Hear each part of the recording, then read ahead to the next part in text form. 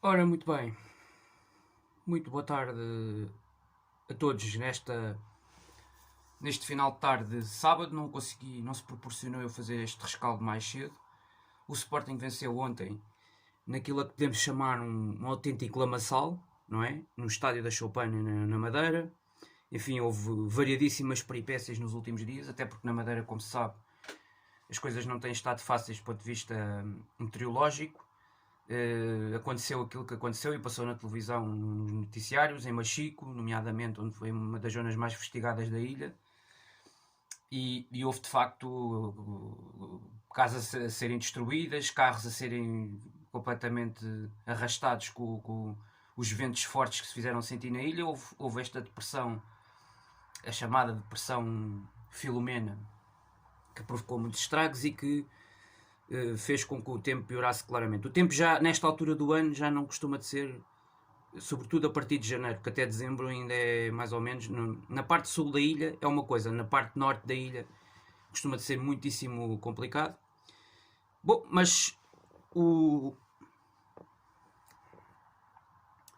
jogo, o Sporting para aterrar na Madeira já foi o filme que foi.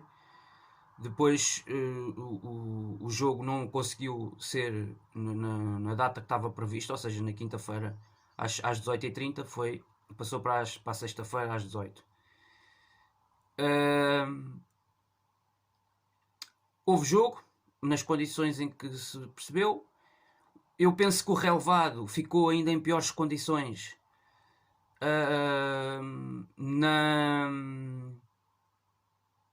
no dia do reagendamento do jogo, portanto, no dia do adiamento. Eu acho que as 24 horas entre quinta-feira e sexta-feira pioraram as condições meteorológicas, os ventos e a chuva.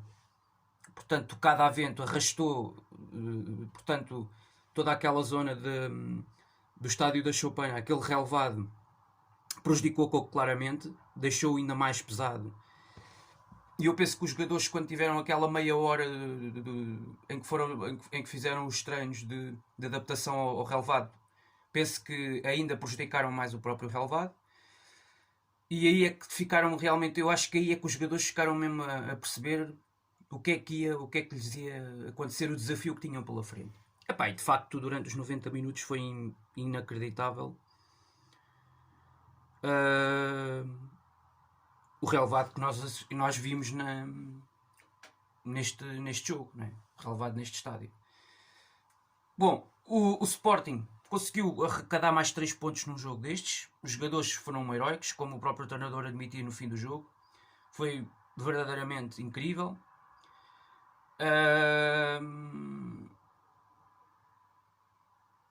Conseguiu-se os 3 pontos. Ok? Valeu pelos 3 pontos. Valeu por este triunfo.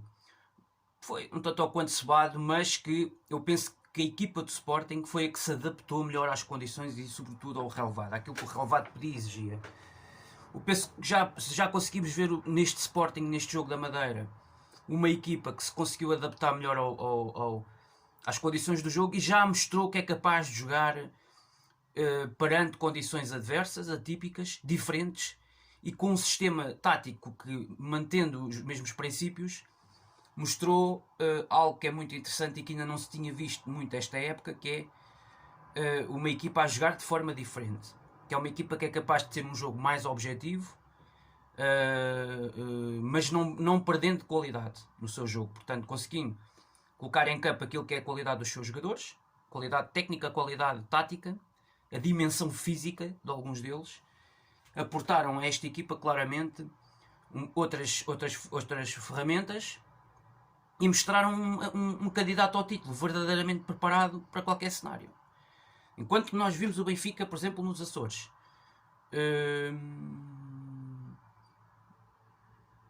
que uma equipa que não se adaptou bem àquele relevado e àquelas condições daquele jogo. E isto muitas vezes, estes testes também são muito importantes para as equipas que são candidatas ao título. No Sporting, a equipa adaptou-se muito bem desde o princípio ao fim do jogo. Controlou quase sempre o jogo. Quis sempre ganhar o jogo. E isto é a diferença do Sporting na Madeira para o Benfica nos Açores. Reparem, no espaço de uma semana, veja-se as diferenças. E por isso é que a tabela classificativa também nos diz que a diferença entre as equipas é de 4 pontos. Porquê?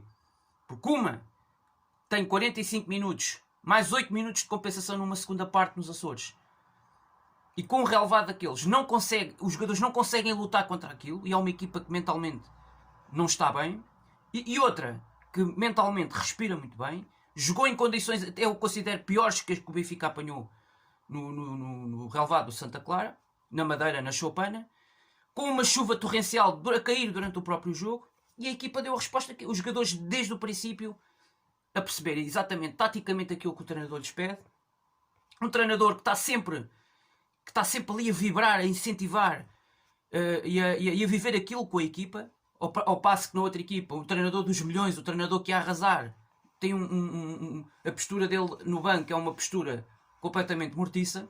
Portanto, isto é a diferença de uma equipa para a outra. Isto é a diferença do Benfica para aquilo que são o Porto e o Sporting. Aquilo que é a imagem que os seus treinadores passam para a sua equipa dentro do campo, independentemente das dificuldades, isto é a diferença. Quer dizer, por isso é que animicamente uma equipa está melhor, outra equipa está melhor e a outra está pior. E o futebol do Benfica parece que é pior, porque o Benfica parece uma equipa amorfa. Bom, relativamente ao Sporting, o jogo muito interessante. O Sporting a criar muitas situações de golo, sobretudo nos segundos 45 minutos. Na primeira parte não há muitos, verdade seja dita. Eu acho que foi na primeira parte em que houve, apesar de tudo, ainda melhores condições para jogar a bola do que na segunda. Acho que a segunda foi praticamente impossível. Mas mesmo assim, foi na segunda com mais sacrifício, metendo mais sacrifício, alma, garra, mais intensidade, que se conseguiu criar mais situações e conseguiu-se chegar a um 2-0 que já foi muito. Foi já muito tardio. Aliás, já o primeiro golo já foi praticamente em cima do intervalo, e isso teve que ver com uma equipa que, eu penso que uma equipa que, até fazer o primeiro golo, parecia uma equipa mais pressionada. E parecia uma equipa que nem sempre tomava as melhores decisões no último terço. E eu senti isto na primeira parte. Sobretudo nos primeiros 40 minutos até chegar ao primeiro golo. Quando a equipa chega ao primeiro golo e tira esse peso das costas, num campo destes, que aquilo era, às tantas era uma autêntica lotaria, eu penso que a equipa na segunda parte, fundamentalmente, tirando o peso de cima das costas, dos ombros, de um primeiro golo, ter que marcar um primeiro golo para segurar a liderança do campeonato eventualmente, a equipa conseguiu soltar-se um pouco mais na segunda parte, os movimentos saíram melhores e a equipa jogou muito mais em transição. Em transição e em bolas longas, despejadas, um jogo mais objetivo entre os defesas, a linha média e o ataque. E de facto houve dois jogadores que sobressaíram praticamente o jogo todo, o Nuno Santos e o Nuno Santos, que faz o primeiro golo, mas que está ligado a muitíssimas outras jogadas. Faz um passo na segunda parte fabuloso para o TT, que o isola dentro da área. É um jogo muitíssimo bom do Nuno Santos. Foi dos melhores jogos do Nuno Santos nesta fase em que ele nos últimos jogos andou mais desaparecido. E depois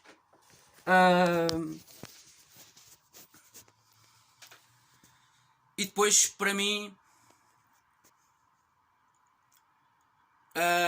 uma enorme exibição do João Palhinha. O João Mário muito bem também. Ouvi aí por aí alguém dizer que o João Mário não esteve bem. O João Mário faz um grandíssimo jogo, a meu ver, naquilo que ele tem que fazer e naquilo que era possível fazer naquele campo. O João Mário teve um nível tremendo, um nível fortíssimo.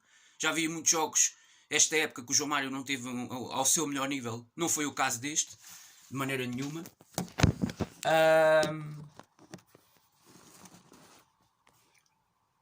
E portanto, o que eu vi, portanto, uma equipa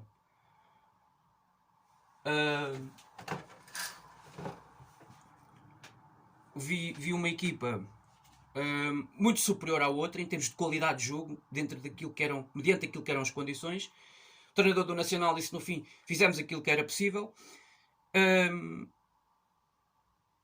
Mas o Nacional é a equipa que joga. Que deveria estar habituada a estas condições. Porque basicamente é a equipa que joga em casa e é a equipa que já deveria estar muito mais adaptada e devia ser muito mais conhecedora daquilo que é o seu próprio relevado e o seu próprio estádio. Portanto, sim, ok, aceito essas declarações, porque de facto eu acho que para qualquer equipa jogar naquele campo seria, eu imagino o Benfica, não é? E nós vimos o Benfica na segunda parte nos Açores, imagino o Benfica a jogar naquelas condições e naquele campo. Pá, eu acho que o Sporting fez aquilo que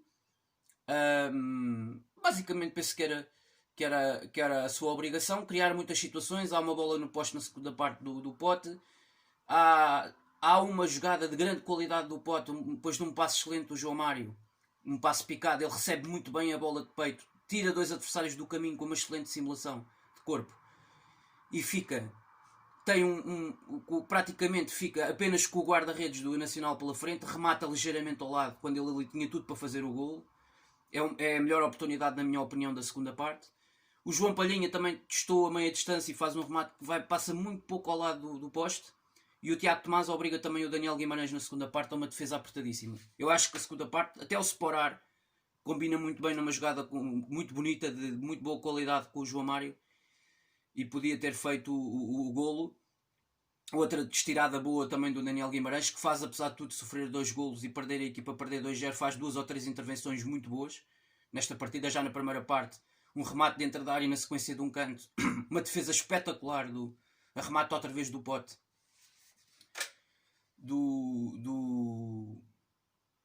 portanto do Daniel Guimarães, que é um dos bons guarda-redes que nós temos na nossa liga. Para mim foi o melhor jogador em campo do lado nacional. Do lado do Sporting, podia escolher Palhinha, podia escolher João Mário, podia escolher o Nuno Santos, que faz um grande jogo. E eu também voltei a gostar bastante do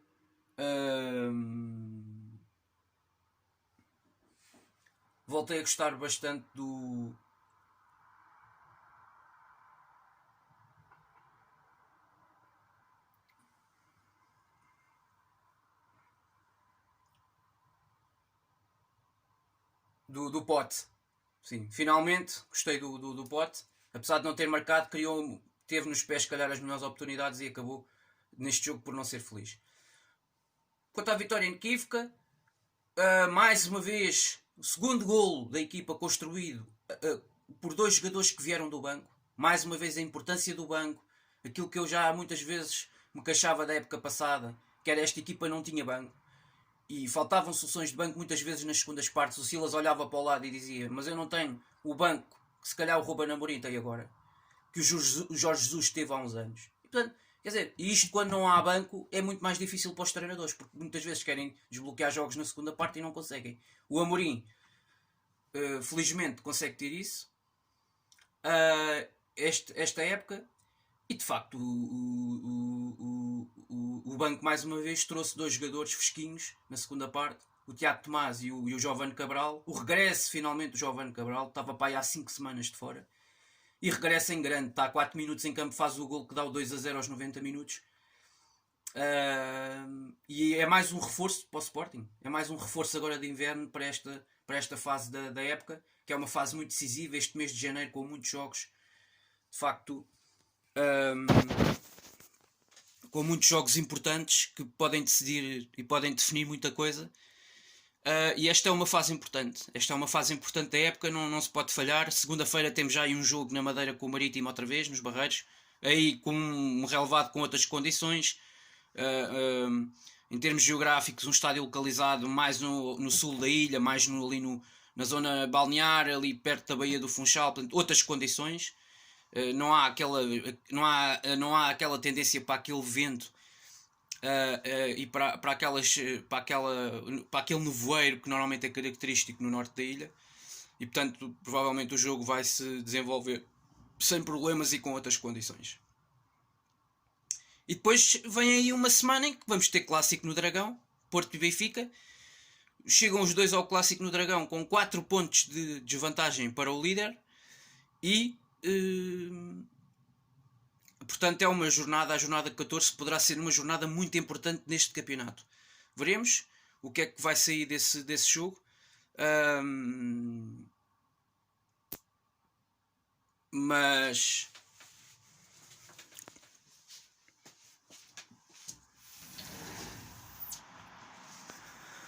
portanto isto é a fase das decisões, não é? Sobretudo pela questão da diferença pontual que já existe entre as equipas, e portanto nesta fase eu considero que quem consegue atingir nesta fase uma vantagem que já é uma vantagem 4, 5, 6, 7 pontos, nesta altura já é uma vantagem considerável. Não há como dizer, não há como escamotear essa situação. Depois pode haver uma segunda volta má da equipa que vai na frente e começar a perder por aí, a vir por aí abaixo e a perder muitos pontos, mas pelo menos se a 14ª, 15ª, 16ª jornada conseguir acabar essa vantagem, já é muito importante e já diz alguma coisa daquilo que tem sido a capacidade da equipa e que foi a capacidade da equipa durante mais de um terço do campeonato. E portanto, a forma como a equipa é impressionante. Esta equipa, 11 vitórias, 13 jogos, 2 empates, continua invicta a nível das competições internas, porque está nas taças, está na Final Four da Taça da Liga com uma vitória, está na próxima fase da Taça de Portugal, que vai jogar nos oitavos de final, que vai jogar agora na Madeira com o Marítimo na próxima segunda-feira. Passou 2 testes, o Sacavenense 7-1 e 3-0 o Passos de Ferreira aqui em Alvalade, com uma exibição de grande categoria. E portanto agora vem aí uma nova fase de jogos muito importantes e decisivos nas taças e também no campeonato, considero eu. Um momento muito importante em que se esperam vitórias, mas relativamente ao Batatal e ao Lamaçal, do que foi o jogo na Madeira com o Nacional, não há muito mais a acrescentar. De facto, a qualidade do jogo das equipas não foi possível ver uma muitíssima qualidade, não era possível fazer um jogo de grande nota artística num campo nestas condições, mediante estas situações. E como dizia, por exemplo, ainda ontem o treinador do Futebol Clube Porto, no final da goleada 4-1 em Famalicão, estes jogos é para se ganhar. Esta fase do campeonato é para se ganhar, não é para andar a jogar com nota artística, como por exemplo por vezes o Benfica do Jorge Jesus ainda está viciado nisso. Desde 2009 continua a ver-se um Benfica que continua a querer jogar viciado nessa situação, que é nota artística, jogar para a fotografia e pontos, 0. E pontos, bola.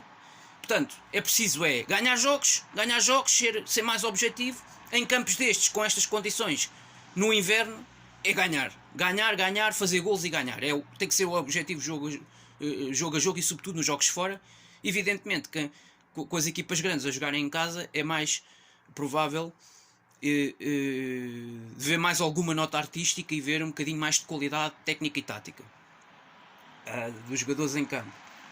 Agora, em campos destes, que são autênticos batatais e lamaçais da Primeira Liga de Futebol, é impensável vermos uma grande nota artística e as equipas a jogarem com uma qualidade tática excepcional. Portanto, é praticamente impossível. Portanto, valeu os 3 pontos, vitória por 2-0, uma nota muito positiva para 2 jogadores que fizeram exibições muito acima da média, o João Palhinha sobretudo e a meu ver, o Nuno Santos. Contente por ver o Pote a voltar a carburar, não é? No jogo jogado, a criar situações, a pegar na bola, a envolver-se, a vir mais para o corredor central, a ir aos corredores laterais, sempre muito dinâmico. Contente também por ver o Nuno Mendes, que parece estar a recuperar daquela situação física, e muito, muito contente com o regresso do Giovani logo a pontuar com um golo. Vamos ver se ele na segunda-feira não vai ser titular na Madeira com o Marítimo, no jogo da Taça. A mim não me espantaria, mas como é um jogo decisivo, tenho algumas dúvidas ainda. Se o Ruben Amorim não vai entrar com o melhor 11 base que tem sido a aposta na Liga. Portanto, dito isto, e perante este frio de rachar que está